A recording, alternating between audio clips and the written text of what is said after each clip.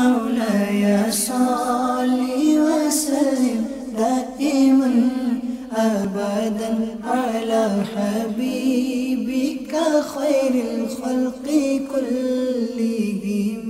مولاي صل وسلم دائما أبدا على حبيبك خير الخلق كلهم.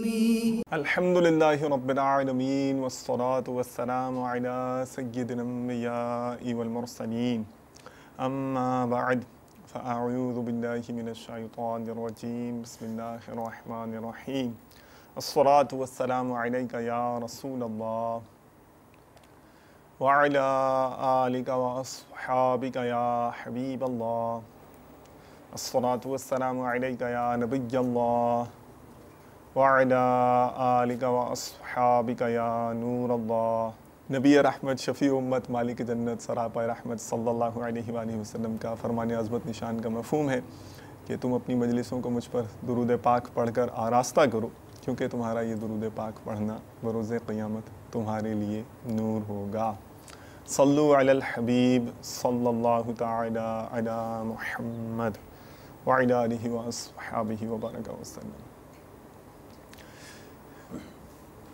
جی، منتظر ہوں گے آپ، کیوریوسٹی بھی ہوگی، تجسس بھی ہوگا کہ مدنی چینل پر یہ جو سلسلہ ہے اس کا کیا سلسلہ ہے. چلیے پہلے ایک سوال کا جواب دیجئے. کیا سمجھتے ہیں آپ کہ کسی کے زبان سے نکلے ہوئے چند جملے یا چند الفاظ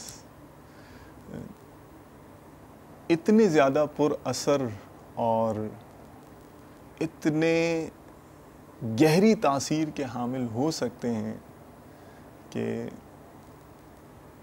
مختلف اشخاص ان کو سن کر مزید نوبل، مزید نیکوکار، متقی، پرہیزگار بننے کا جذبہ اپنے اندر محسوس کریں،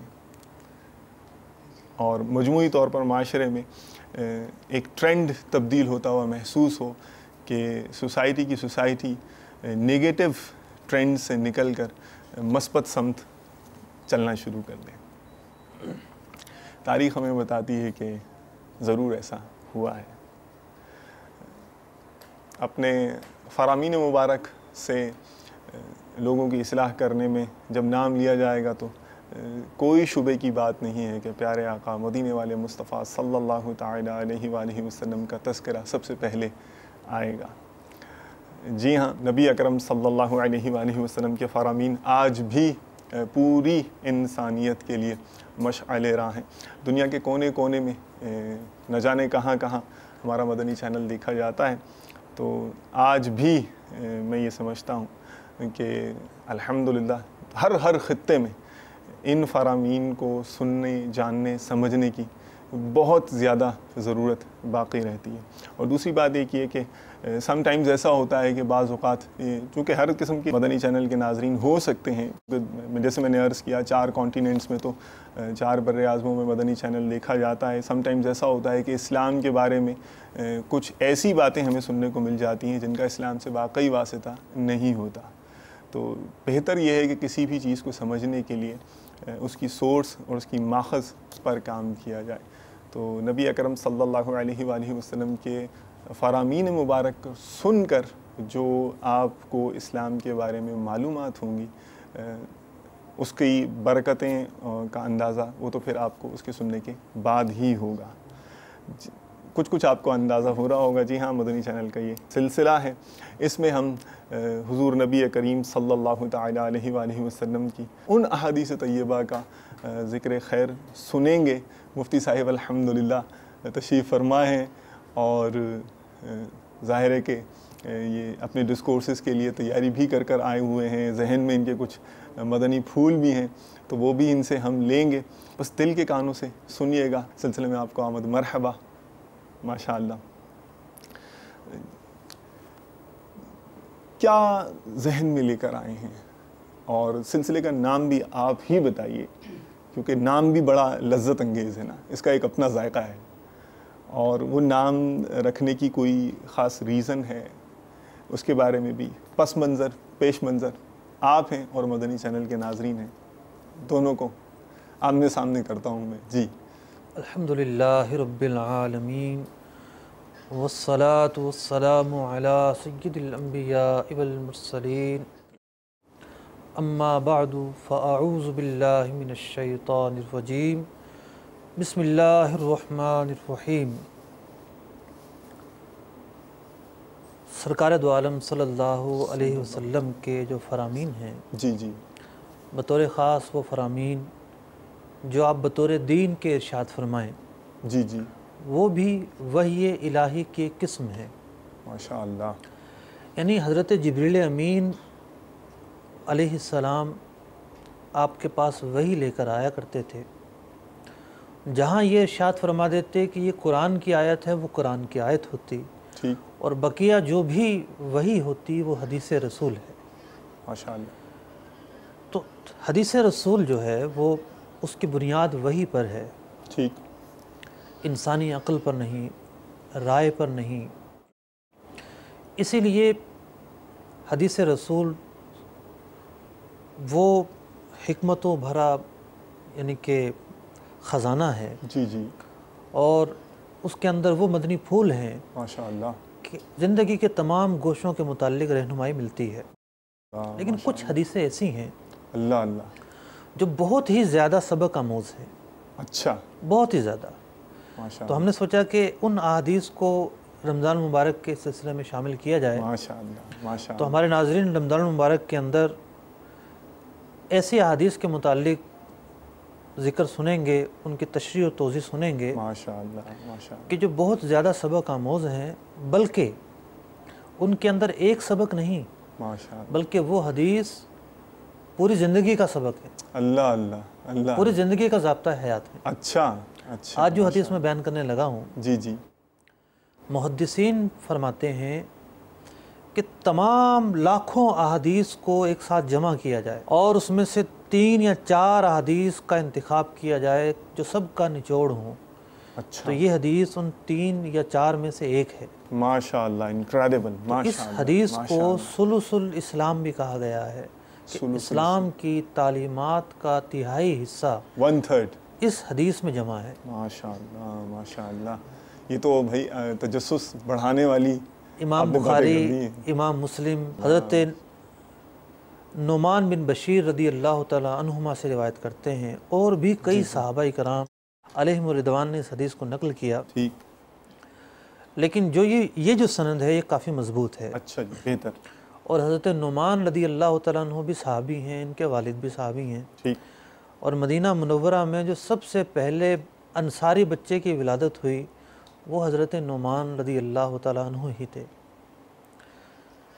فرماتے ہیں جی جی سمعت رسول اللہ صلی اللہ علیہ وسلم یقول ان الحلال بین وان الحرام بین وبینہما امور مشتبہات لا یعلمہن کثیر من الناس فمن اتقى الشبہات قد استبرأ لدینہ وعرضہ ومن وقع فی الشبہات وقع فی الحرام کالراعی یرعى حول الحمى یوشک ان یرتع فیہ الا وان لکل ملک حمى الا وان حمى اللہ محارمہ الا وان فی الجسد مضغۃ اذا صلحت صلح الجسد کلہ واذا فسدت فسد الجسد کلہ الا وہی القلب.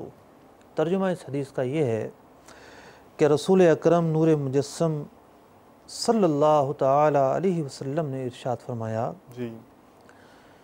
کہ حلال بیان کر دیا گیا، اللہ اللہ. حرام بھی بیان کر دیا گیا. ماشاء اللہ. یعنی شریعت مطہرہ نے حلال کی تفصیل بھی بیان کر دی کہ دین میں کیا حلال ہے، ٹھیک. حرام کو بھی بیان کر دیا کہ دین میں کیا حرام ہے. صحیح. حلال بھی واضح، حرام بھی واضح. لیکن کچھ چیزیں ایسی ہیں جو مشتبہ ہیں، اچھا. جن میں کنفیوژن برقرار رہے گی.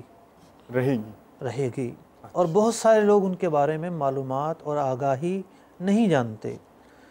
تو جو اپنے دین اور اپنی عزت کی حفاظت چاہتا ہے اسے چاہیے کہ ان شبہات سے بچے۔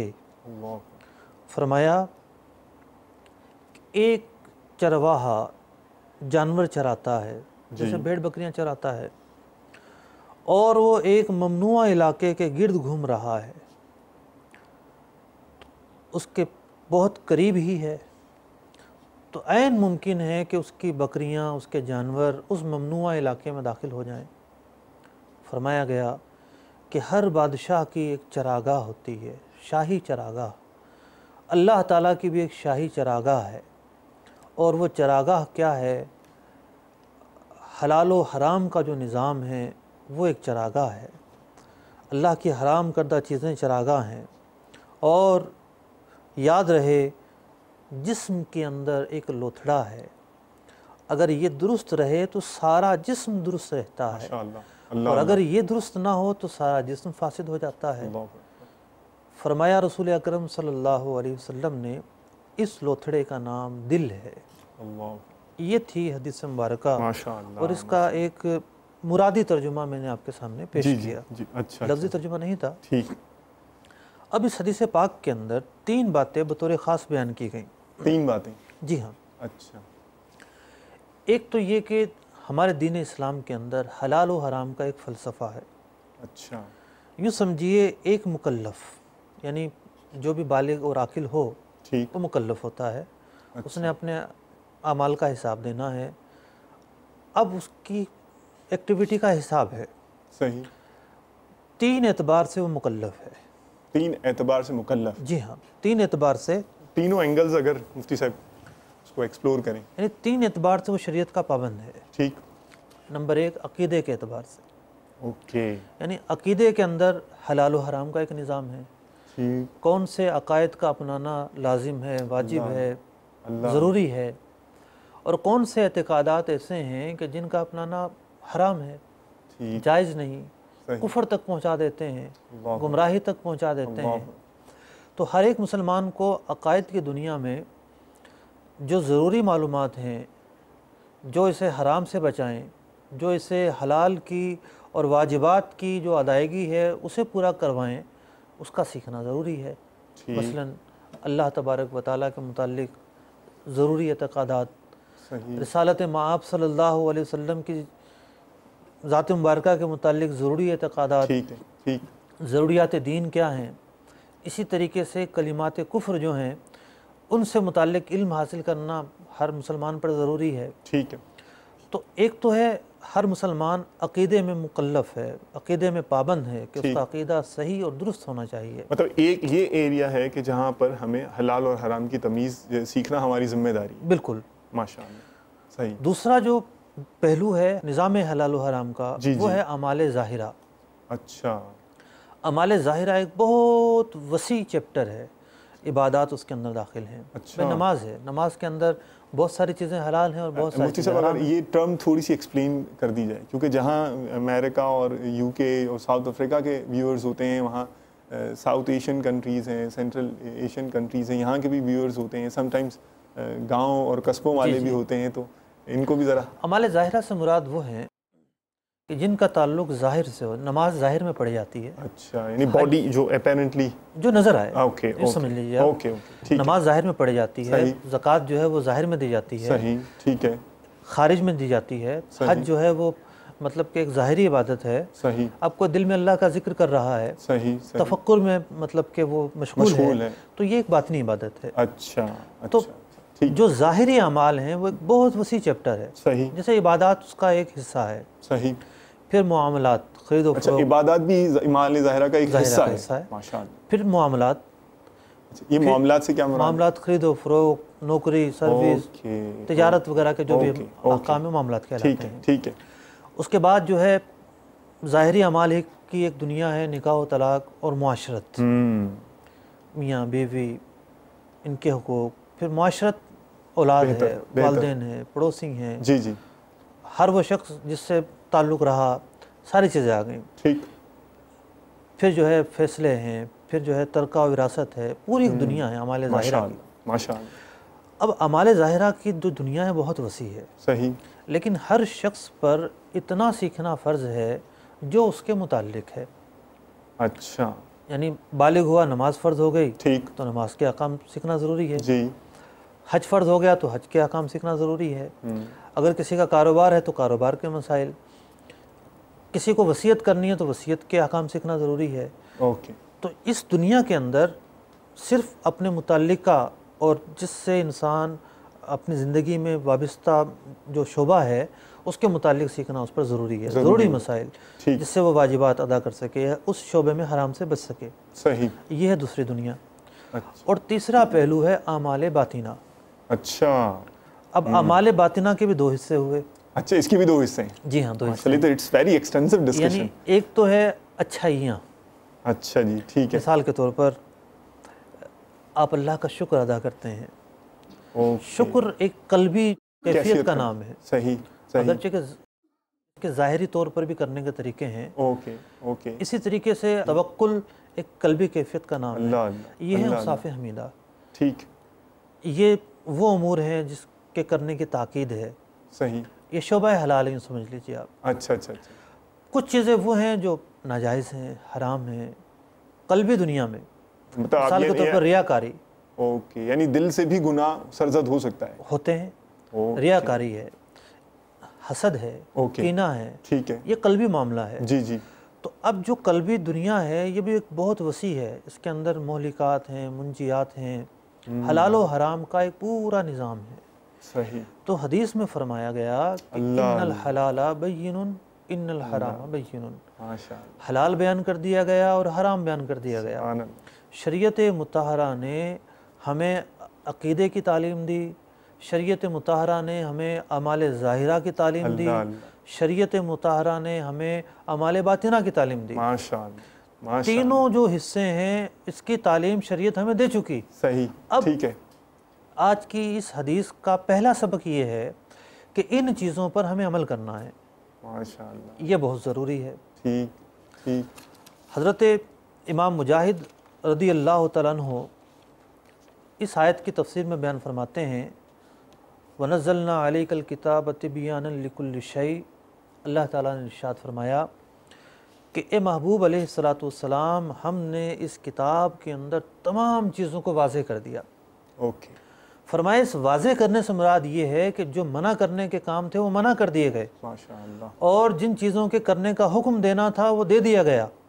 سبحان اللہ، تو قرآن نے اور اس کے بعد احادیث نے تکمیل دین کر دی، ماشاء اللہ، دین مکمل ہو چکا، ٹھیک حلال و حرام بیان کر دیے گئے۔ صحیح، اب مسلمانوں کی ذمہ داری ہے کہ اس نظام کو اپنائیں، ٹھیک حلال کو اختیار کریں، حرام سے اجتناب کریں۔ صحیح، یہ ہے اس کے پہلے الفاظ کی تشریح اور توضیح ماشاء کہ اللہ، ایک طرف حلال ہیں اور ایک طرف حرام ہیں۔ اب سرکار دو عالم صلی اللہ علیہ وسلم جو شارع اسلام ہیں، ماشاء اللہ، جو اسلام لے کر آئے ہیں، جی جی دین اسلام جن سے چلا ہے، ٹھیک، جنہوں نے ہمیں حلال و حرام کی تمیز عطا فرمائی ہے، ماشاء اللہ، وہ خود ارشاد فرما رہے ہیں بینہما امور مشتبہات لا یعلمہن کثیر من الناس، اللہ اللہ، کہ حلال و حرام کے علاوہ بھی ایک اور چیز ہے، وہ ہے مشتبہات، اچھا، لوگ اس کے بارے میں نہیں جانتے، اللہ اکبر، اس سے بھی بچنا ہوگا۔ اچھا، فرمایا گیا من اتقى الشبہات استبرأ لدینہ و عرضہ، جس نے جو ہے وہ شبہات سے پرہیز کیا، اس نے اپنی عزت بچائی، اپنے دین کو بچایا۔ ٹھیک، یعنی شبہات سے بچنا بھی ضروری ہے۔ یوں سمجھیے آپ کہ شبہات ہیں کیا، علماء نے اس کی مختلف تعبیر اور تشریح بیان کی ہیں۔ اچھا، تین پہلو میں بیان کرتا ہوں، جی جی جو علماء کی تفاسیر ہیں، شروحات ہیں، اس کو سامنے رکھتے ہوئے ٹھیک، دیکھیے ایک صورت تو یہ ہے کہ ایک شخص وہ ہے کہ جو دیندار ہے، صحیح، حلال و حرام کی تمیز کرتا ہے، اوکے، اپنی زندگی میں عمل کرنے کی کوشش کرتا ہے، ٹھیک ہے، لیکن ایک موقع ایسا آتا ہے کہ اس سے چوک ہو جاتی ہے، اس سے چوک ہو جاتی ہے، غفلت ہو جاتی ہے، صحیح، توجہ ہی نہیں رہتی کہ یہ کام شریعت میں منع بھی ہے۔ طبیعت کا حساس نہ ہونا انسان کو گناہوں میں مبتلا کر دیتا ہے، بندہ خوش فہمی میں رہتا ہے کہ میں تو کوئی غلط کام نہیں کر رہا، دیٹس اٹ، میں صحیح ہی کر رہا ہوں، حالانکہ وہ بچنا چاہتا ہے، دل اس کا برا نہیں ہے۔ صحیح صحیح، ایسے شخص کو متنبہ کرنا مقصود ہے یہاں پر کہ وہ مطمئن نہ ہو جائے حلال و حرام کے معاملے کے اندر آرام سے نہ بیٹھ جائے کہ میں جو کر رہا ہوں صحیح کر رہا ہوں، دل کے اندر کھٹکا ہونا چاہیے، مطلب اٹینٹیو رہے، وہ بالکل ہوشیار رہے، صحیح، اور شرعی رہنمائی کا محتاج رہے کہ میں غلط تو نہیں کر رہا۔ ماشاءاللہ ایک ماشاءاللہ، توجہ اس کی یہ ہے۔ اب دیکھیے بہت ساری مثالیں اس کی بن سکتی تھیں، جی جی، اور عام طور پر لوگ غفلت کے اندر جو غلطیاں کرتے ہیں اس بہت بڑی مثالیں ہیں، جب انہیں بتایا جاتا ہے یہ ناجائز ہے، بچتے بھی ہیں، باز بھی آتے ہیں، صحیح، پرہیز بھی کرتے ہیں۔ ٹھیک ہے، تو مقصود یہ ہے کہ انسان جو ہے ایک چیز پر عمل کر رہا ہے صحیح، اور وہ سمجھ رہا ہے کہ صحیح ہے، حالانکہ وہ صحیح نہیں ہوتی۔ ہم، دوسری چیز یہ ہے، شبہات کی دوسری تفسیر، اور زیادہ تر علماء نے یہی تفسیر بیان کی جی جی، کہ ایک چیز حلال ہے، اوکے، علماء یہی فتویٰ دیتے ہیں کہ یہ چیز حلال ہے، اچھا، لیکن ساتھ میں یہ بھی تاکید کرتے ہیں کہ اس سے بچنا ضروری ہے، اچھا، واجب تو نہیں ہے ہم، لیکن بچنا چاہیے، بچنے کی تاکید ہے جناب۔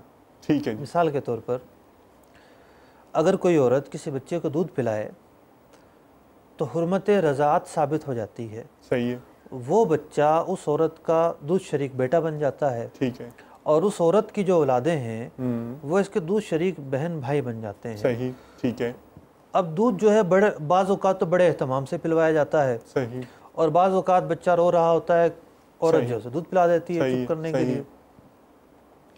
کل کو جو ہے وہ رشتوں کی بات چلتی ہے اور پھر بات صحیح، سامنے آتی ہے، عورت کہتی ہے کہ جی میں نے تو اس کو دودھ پلایا تھا، ٹھیک، گواہ کوئی نہیں ہوتا۔ اوکے، اب ایسی کیفیت آ گئی کہ صرف یہ عورت دعوے دار ہے کہ جناب میں نے اس بچے کو دودھ پلایا ہے، اور کسی نے دیکھا نہیں تھا، دیکھا کسی نے نہیں، گواہ صحیح، اس کے علاوہ کوئی بھی نہیں۔ ٹھیک ہے، اب مسئلہ علماء کے پاس آئے گا، ہم، تو علماء کا ایک طبقہ ایسا ہے جو یہ کہتا ہے کہ اس بچے کی حرمت رضاعت ثابت ہے، اچھا، لیکن فتویٰ اسی پر ہے کہ صرف ایک گواہی سے حرمت ثابت نہیں ہو سکتی۔ اچھا، اب یہاں اتنا قوی شبہ آ گیا صحیح، کہ ہم ایک اصول اور ایک ضابطے کی وجہ سے اس عورت کی بات نہیں مان رہے، ٹھیک، اور ضابطہ بھی شریعت نے ہمیں دیا ہے صحیح، کہ جب تک دو افراد کی گواہی نہ آئے حرمت کے معاملے کے اندر فیصلہ نہیں کیا جا نہیں سکتا، کیا جا سکتا، تو اس کی بات نہیں مانی جائے گی۔ اور ایک طرف یہ شبہ موجود ہے کہ یہ عورت 100% صحیح کہہ رہی ہو، صحیح، تو صحیح، علماء فتویٰ تو یہی دیتے ہیں کہ حرمت ثابت ہونے کا حکم نہیں دیا جائے گا، صحیح، لیکن احتیاط کا حکم یہ بیان کرتے ہیں کہ اس مقام پر بہتر یہ ہے اور تاکید اس بات کی ہے ٹھیک، کہ جہاں جس بچے کا شادیوں کا معاملہ ہے جن کا، جی جی، اس سے احتراز کیا جائے، ٹھیک، اس سے ٹھیک، پرہیز کیا جائے، ٹھیک، یہ ایک صورت ہے۔ جی جی جی، اسی طریقے سے اور بہت سارے اس کی مثالیں ہیں۔ ٹھیک، اب کسی انسان کو کوئی مال ملا، صحیح، اب اسے شبہ ہو رہا ہے یہ میرا ہے یا کسی اور کا ہے، کچھ ایسے قرائن جو ہے وہ قائم ہو رہے ہیں کہ وہ شبہ میں پڑ جاتا ہے صحیح، کہ شاید یہ میرا نہیں، بہتر ہے کہ وہ استعمال نہ کرے۔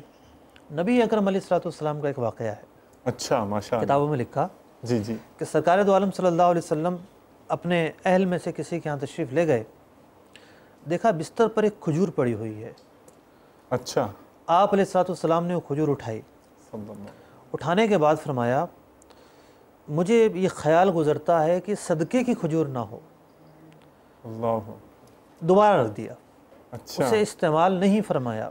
صحیح، اس مقام پر ہمیں جو سیکھنے کو مل ملا رہا ہے، ٹھیک کہ ہے، بہت ساری صورتیں ایسی ہوتی ہیں کہ انسان متردد ہوتا ہے، صحیح، اسے پتہ نہیں چل رہا ہوتا کہ یہ مال میرا ہے یا کسی اور کا کسی ہے، اور کا ہے، ٹھیک ہے، اسے میں استعمال کر سکتا ہوں یا نہیں کر سکتا ہوں، صحیح، تو اس مقام پر جری نہیں ہونا چاہیے، بے باک نہیں ہونا بے باک نہیں ہونا چاہیے، ہم، بلکہ ایسے مقام پر یہ سوچنا چاہیے کہ یہاں حلت و حرمت کے درمیان شبہ آ گیا ہے اوکے، اور مجھے جو ہے بچنا ہے۔ ٹھیک، میرے محبوب علیہ السلام نے مجھے شبہات سے بچنے کی بھی ترغیب ارشاد فرمائی ہے، شبہات سے بچنے کا بھی ماشاء حکم دیا ہے۔ یہ تھی اس کی دوسری تفسیر۔ اچھا جی، ٹھیک ہے، اور شبہات کی جو تیسری تفسیر ہے وہ بھی بڑے جامع ہیں۔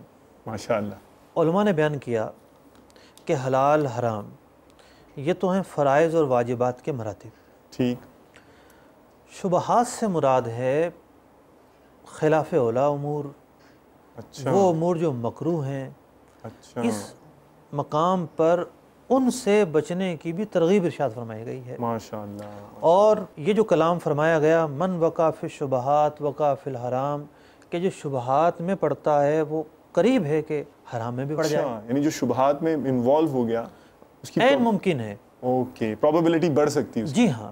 ٹھیک، اب ہمارے جو صوفیاء کرام ہیں، اولیاء اللہ ہیں، بزرگان اوکے، دین ہیں، اوکے، ماشاءاللہ ماشاءاللہ۔ یہ جو حدیث ہے یہ ان کی زندگی کا یوں سمجھیے نچوڑ ہے، اللہ، ٹھیک، یعنی انہوں نے اس حدیث سے ہی سارا لائے عمل لیا ہے۔ جی، مطلب کانسیپٹ واقعی کلیئر ہو رہا ہے۔ کیا لیا ہے لائے عمل؟ ماشاءاللہ۔ کہ اولیاء اللہ فرائض کی واجبات کی تو تاکید کرتے ہی کرتے صحیح ہے، ہیں، صحیح ہے، لیکن وہ سنتوں کی، مستحبات کی ماشاءاللہ، اور جو مستحب چیزیں ہیں ماشاءاللہ، ان کی اتنی ترغیب بیان کرتے اللہ ہیں، اکبر، اتنی فضیلت بیان کرتے ہیں، اتنی ان کی تاکیدیں بیان کرتے ہیں، اور کوشش کرتے ہیں کہ معاشرے کے افراد کو مستحبات کا پابند بنایا جائے، ماشاءاللہ، سنتوں کا پابند بنایا جائے، بہت خوب، بہت خوب، تاکہ سنتوں اور مستحبات پر عمل کرنے کی برکت سے ان کے فرائض اور واجبات پر عمل کرنے کی رفتار تیز ہو جائے، ماشاءاللہ، کہ جو سنت پر عمل کرے گا، مستحب پر عمل کرے گا، وہ فرض اور واجب پر بھی تو عمل کرتا ہوگا۔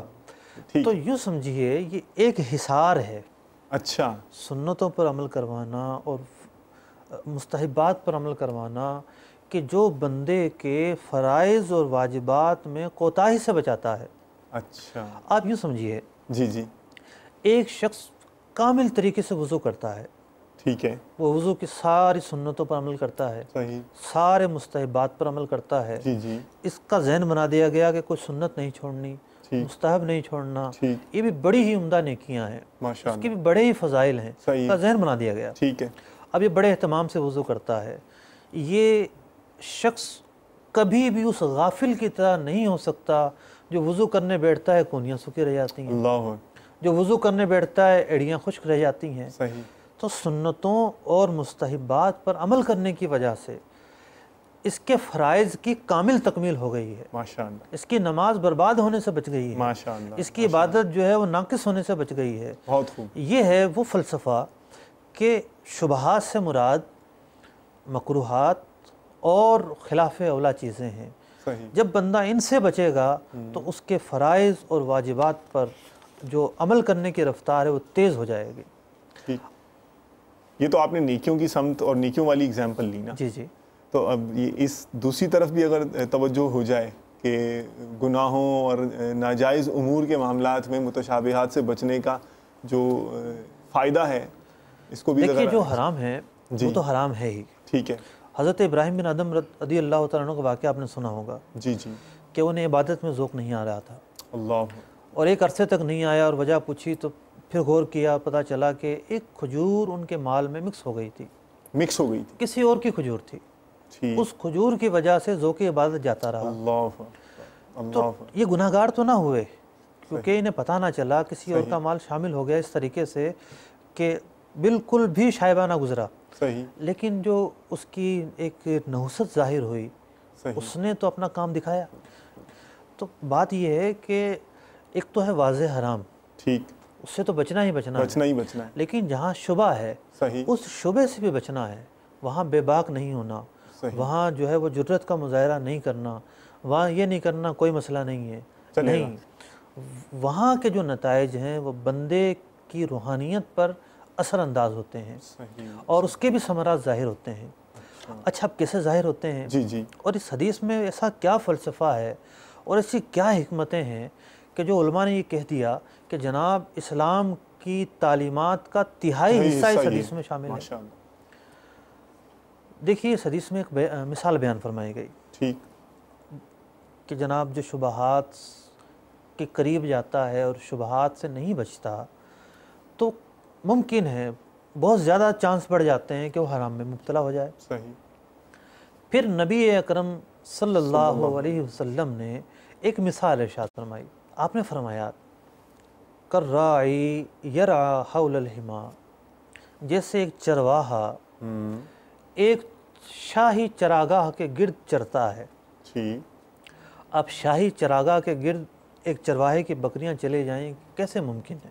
صحیح، اسے تو دور رہنا چاہیے، صحیح، بہت زیادہ دور رہے، صحیح، لیکن بس یہ ڈھیٹ قسم کا آدمی ہے، صحیح، بہت قریب قریب بکریوں کو رکھتا ہے، صحیح، یوشکو ان یرتع فیہ، عین ممکن ہے، بہت زیادہ چانس ہے ٹھیک، اس کی بکریاں اس چراگاہ میں گھس چلی جائیں۔ جائیں، چلی جائیں، اب ٹھیک، چلی جائیں گی تو ظاہر بات ہے اسے سزا ملے گی، سزا ملے گی، اسے دنیاوی طور پر ذلت کا سامنا کرنا پڑے گا، ٹھیک، مالی نقصان کا سامنا کرنا جی، پڑے جی، گا۔ یہ آپ نے ایک مثال بیان فرمائی ٹھیک، کہ جو خطرناک چیزیں ہیں، جی، جی، جہاں خطرے کے امکانات زیادہ ہیں، زیادہ ہوتے ہیں، وہاں انسان کو بہت زیادہ پیچھے ہٹنا چاہیے۔ صحیح، اس مثال سیف سے، سائٹ پہ آ جانا چاہیے، اس مثال کا مقصد یہ ہے۔ اوکے، پھر آپ صلی اللہ علیہ صلی وسلم اللہ ارشاد فرماتے ہیں، الا وان لکل ملک حما، ہر بادشاہ کی ایک شاہی چراگاہ ہوتی ہے، صحیح، ایک خاص علاقہ ہوتا ہے جسے ریڈ زون کا نام دے دیا جاتا ہے، صحیح، کوئی نہیں جا سکتا وہاں پر۔ فرمایا گیا الا وان حم اللہ محارمہ، اللہ رب العزت نے جن چیزوں کو حرام کر دیا ہے وہ اللہ کی چراگاہ ہے۔ اوکے، یعنی ہم بندوں پر لازم ہے کہ جو حرام کام ہیں، اس ایک تو ہے کوئی حرام کام کر نہیں رہا، ٹھیک، شراب پی نہیں رہا، صحیح، لیکن شراب کھانے میں جا کے بیٹھ جاتا ہے، شرابیوں سے دوستی کر لیتا ہے، صحیح، اب ان کی صحبت، یعنی وہ ایک ایسی کڑی سے اپنے آپ کو پیوستہ جوڑ کر رہا لیتا ہے، صحیح ہے، جوڑ لیتا ہے کہ وہ کڑی 2-3 واسطوں کے بعد اسے حرام تک پہنچا دے گی، پہنچا دیں گے، اس کا راستہ کلیئر کروا دے گی۔ صحیح، تو اس حدیث میں یہ فرمایا گیا کہ جہاں انسان دنیاوی طور پر صحیح، رزق سے بھاگتا ہے، مثال کے طور پر ایک ٹھیک، کانچ کا گلاس ہو صحیح، اور کوئی اس کونے میں لا کر وہ کانچ کا گلاس رکھ دے، تو ظاہر ہے، اس ہاں، کے گرنے کے چانس بہت بڑھ جائیں گے، ٹھیک ہے، تھوڑی بہت بھی ڈیکس آگے پیچھے ہوگی وہ گر جائے گا۔ انتہائی حفاظت کی جگہ پہ رکھا جائے گا، انسان ہے، کا موبائل ہے، لیپ ٹاپ ہیں، قیمتی چیزیں ہیں، صحیح، وہ رکھتے وقت بھی 100 دفعہ سوچتا ہے کہ یہاں پانی گرنے کے چانس تو نہیں ہیں، صحیح ہے، صحیح، بہت احتیاط بڑھ جاتی ہے، جہاں بڑھتی ہے، خطرات بڑھ جاتے ہیں وہاں انسان متفکر ہو جاتا ہے، سوچ و بچار میں مبتلا ہو جاتا ہے کہ جناب میں نے یہاں پر جو ہے وہ توجہ کرنی ہے، یہاں صحیح، چانس کوئی نہیں ہے، صحیح، بس غلطی ہوئی تو گیا، نقصان ہو جائے گا۔ ٹھیک، تو جو حرام کام ہے، ٹھیک، ٹھیک ہے ایک انسان حرام سے تو بچ رہا ہے، شبہات کی بات آئی ہے نا، وہ حرام میں مبتلا نہیں ہو رہا، جی، جی، جی، جی، لیکن بسا اوقات ایک بہت بڑا طبقہ ہے کہ جو حرام کام سے بچا ہوا تھا، لیکن انہوں نے اپنے آپ کو ان محرمات سے اتنا قریب کر لیا کہ وہ اس میں مبتلا ہو جاتے ہیں، ٹھیک، غیر زانی زنا کا شکار ہو جاتے ہیں، جنہیں شراب سے نفرت ہوتی ہے وہ شراب پینے لگ جاتے ہیں، بے نمازیوں کی صحبت میں بیٹھ کر لوگ بے نمازی ہو جاتے ہیں، اللہ، بہت ساری اس کی مثالیں ہیں۔ آپ یوں سمجھیے جی، جی، کہ اس حدیث میں یہ جو جانور کی مثال دی گئی ہے جی، کہ جانور کسی ممنوع علاقے کے قریب قریب چر رہے ہیں، صحیح، تو یہاں جانور بول کر نفس امارہ مراد لیا گیا ہے اللہ، کہ جو نفس امارہ ہے وہ دل دادا ہے برائیوں کا، صحیح، وہ شیدا ہے حرام چیزوں کا، اور اس نفس امارہ کو حرام چیزوں کے جتنا قریب لے جاؤ گے اتنا ہی وہ سبقت لے جائے گا، تو اور زیادہ اس میں جوش آتا اور زیادہ جوش آئے گا اس کے اندر، اور زیادہ اسے جو ابال اس میں پیدا پیدا ہوگا۔ ہوگا، تو ٹھیک، اس لیے ایک مسلمان پر لازم ہے وہ یہ نہ سمجھے کہ میں حرام سے بچ رہا ہوں، میں نیک ہوں، میں پرہیزگار ہوں، بڑے ہی اعتماد کا مظاہرہ کرے، ٹھیک، نہیں، یہ اس کا دھوکہ ہو سکتا ہے، اوکے، اسے اب بھی چوکنا رہنا ہے، صحیح، کسی ایسی کڑی میں پیوستہ نہیں ہونا کہ جو اسے جو ہے حرام کام تک مطلب ریڈ الرٹ، آپ دیکھیے برائیوں کی بھی انڈسٹریاں ہوتی ہیں، ٹھیک، ان کی باقاعدہ جو ہے شجرکاری ہوتی ہے، جی، ڈیفینیٹلی پروموٹ کیا جاتا ہے، جتنے بھی آج جو ہے وہ مطلب ڈکیت گھوم رہے ہیں اور یہ لٹیرے گھوم رہے ہیں، نوجوان ہیں سارے، ٹھیک، کوئی پیدائشی لٹیرے تھوڑی ہیں، ٹھیک ہے، کوئی نہ کوئی ایسا محرک بنا ہے معاشرے کے اندر جنہوں نے اسے برائی پر مبتلا کر دیا ہے۔ صحیح، کاش یہ سبق کو سیکھ لیتے کہ یہاں گرمی ہے، آگ ہے یہاں پر، اس آگ کے قریب بیٹھ کر ہم یہ کہیں ہمیں تپش نہیں آئے گی، یہ تو دھوکہ ہے، تو ممکن ہی نہیں ہے۔ آپ یوں سمجھیے آج کے اس معاشرتی اعتبار سے اگر سمجھایا جائے جی، جی، کہ کسی اہم جگہ کی حفاظت کرنی ہوتی ہے، ٹھیک ہے، وہ اہم جگہ کیا ہوتی ہے؟ دفتر ہوتا ہے، اس کا گھر ہوتا ہے، یا کوئی اہم بلڈنگ ہوتی ہے، صحیح، بس زیادہ سے زیادہ 1 سے 2 ایکڑ رقبے میں پھیلی ہوئی ہوگی، لیکن اس کی حفاظت کرنے کے لیے میلوں میل دور تک ایک حصار قائم کیا جاتا ہے، میلوں میل دور تک ریڈ زون ایریا قرار دے دیا جاتا ہے تاکہ اگر دشمن آئے تو ہدف تک نہ پہنچ پائے۔ مطلب یہ ایک عقل مندوں کا طریقہ ہے، سیکیورٹی کے اصولوں کے عین مطابق ہے۔ ٹھیک ہے، تو یہ چیزیں ہمیں اس حدیث سے ہمیں یہ سیکھنے کو ملتا ہے کہ دنیا بھی اسی کانسیپٹ پر عمل پیرا ہے کہ جس چیز میں خطرات زیادہ ہوں وہاں حفاظتی اقدامات زیادہ کیے جاتے ہیں۔ تو جو شخص بے پرواہ ہو جائے، اوور کانفیڈنس کا شکار ہو جائے، بری صحبت کو کچھ نہ سمجھے، برائی میں جا کر بیٹھنے کو کچھ نہ سمجھے، اور دین کی جو دیندار لوگ ہیں ان سے دور رہے مسلسل، پھر جو ہے وہ اس کا دل بجھتا چلا جاتا ہے۔ اچھا، ایک کانسیپٹ یہ بھی تو ہے نا کہ صرف نماز پڑھ لی اور چلیں رمضان شریف آیا تو تلاوت بھی کر لی، تو باقی اب اتنا زیادہ بھی معاذ اللہ اتنا زیادہ بھی دین میں انوالو نہیں ہو جانا چاہیے، دنیا کو بھی ساتھ لے کے چلنا چاہیے۔ تو دنیا کو ساتھ لے کر چلنے سے اسلام کبھی بھی نہیں روکتا۔ اچھا، دنیا کے کام بھی کرنے ہیں، دنیا کے لوازمات بھی پورے کرنے ہیں جو شریعت سے نہ ٹکرائیں، کوئی نہیں روکتا۔ یہ تو ایک جو ہے وہ وسوسہ ہے اور ایک بھاگنے کا، راہ فرار کا ایک مطلب کہ بہانہ ہے۔ اچھا، یہ تو تھی دو چیزیں۔ جی جی، یعنی اس حدیث کے تحت اب تک ہم نے دو کلام کیے کہ ایک اسلام کا ایک پورا ایک فلسفہ ہے، حلال و حرام کا ایک نظام ہے۔ پھر دوسری بات یہ کہ کچھ چیزیں مشتبہات ہیں، ان سے بھی بچنا ضروری ہے۔ اب تیسری بات یہ کہ یہ تو تھی ایک تھیوری کہ ان سے بچنا ضروری ہے، اب عملی پریکٹیکل بچا کیسے جائے، صحیح کیسے بچا جائے۔ اب تینوں چیزیں ساتھ ساتھ بیان ہو رہی ہیں، تینوں کا بڑا ہی گہرا تعلق ہے۔ حدیث میں فرمایا گیا کہ انسان کے جسم کے اندر جو دل ہے نا، یہ بڑی ہی اہمیت کا حامل ہے۔ جب یہ صحیح رہتا ہے پورا جسم صحیح رہتا ہے، اور جب اس میں بگاڑ پیدا ہو جائے تو پورے جسم میں بگاڑ پیدا ہو جاتا ہے۔ بات یہ ہے، حضرت مولانا شریف الحق امجدی رحمۃ اللہ تعالیٰ علیہ فرماتے ہیں، بڑا ہی انہوں نے نفیس کلام فرمایا نزہۃ القاری میں، ظاہری اعتبار سے دل کی اہمیت بیان فرمائی کہ ماں کے پیٹ میں بچے کا جب وجود بننا شروع ہوتا ہے تو سب سے پہلے دل کا نقطہ بنتا ہے۔ اس کے بعد جو ہے دل کی اہمیت یہ ہے کہ سب سے پہلے نفع روح کے بعد اس میں حرکت پیدا ہوتی ہے، مرتے وقت سارے اعضاء بیکار ہو جائیں سب سے آخر میں دل بند ہوتا ہے۔ یہ تو ایک ظاہری طور پر چیز ہے۔ فرمایا کہ صوفیہ کا، اولیاء اللہ کا یہ ایک طریقہ کار رہا، انہوں نے دل کو بڑی اہمیت دی ہے۔ دل کے اندر وہ جگہ ہے، دل کے اندر وہ قوت پیدا ہوتی ہے جو انسان کو برائی سے روکتی ہے۔ اچھا، ماشاءاللہ۔ دل کی جو صفائی ہے، دل کا جو لگاؤ ہے، وہ سب سے زیادہ اہمیت کا حامل ہے۔ دل کی صفائی جب تک نہیں ہوگی نہ تو نظام حلال پر بندہ عمل کر پائے گا اور نہ حرام سے بچ پائے گا اور نہ ہی شبہات سے بچ پائے گا۔ دل کے اندر ایک فراست ہوتی، دل کی بھی آنکھیں ہوتی ہیں۔ جب بندہ نیک ہو جاتا ہے، عابد ہوتا ہے، تو صرف اس کی عقل ہی جو ہے اس کا ساتھ نہیں دیتی، اس کا دل بھی اس کا ساتھ دیتا ہے۔ حدیث میں فرمایا گیا اتقوا من فراست المومن، مومن کی فراست سے ڈرو کہ وہ انہ ینظر بنور اللہ، وہ اللہ کے نور سے دیکھتا ہے۔ اس کے دل میں پھر فراست پیدا ہو جاتی ہے۔ تو زہد، تقوی، عبادات، نیک صحبتیں اور تلاوت قرآن پاک، ذکر و اذکار، یہ وہ چیزیں ہیں جو دل کی آبیاری کرتی ہیں، دل کی روحانی نشو و نما کرتی ہیں۔ ان تین چیزوں کو ملا کر اس حدیث سے جو سبق ملتا ہے وہ مکمل ہوا۔ ماشاء اللہ تعالیٰ عز و جل۔ It's very extensive and a very delightful and insightful experience to listen this discourse. ماشاء اللہ تعالیٰ عز و جل۔ بالکل سرکار دو عالم صلی اللہ علیہ وسلم جامع الکلم ہیں، اور یہ حدیث آپ علیہ السلام کے یوں سمجھیے جوامع الکلم کی ایک اعلیٰ مثال ہے۔ ماشاءاللہ۔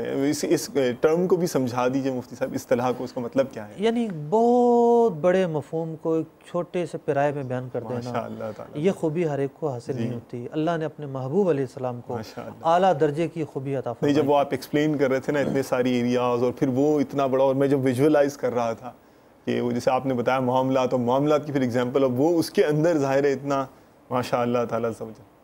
تو بہت بہت شکریہ، جزاک اللہ خیراً و احسن الجزاء۔ صلو علی الحبیب صلی اللہ تعالی علی محمد وعلی آلہ وصحبہ وبارک وسلم۔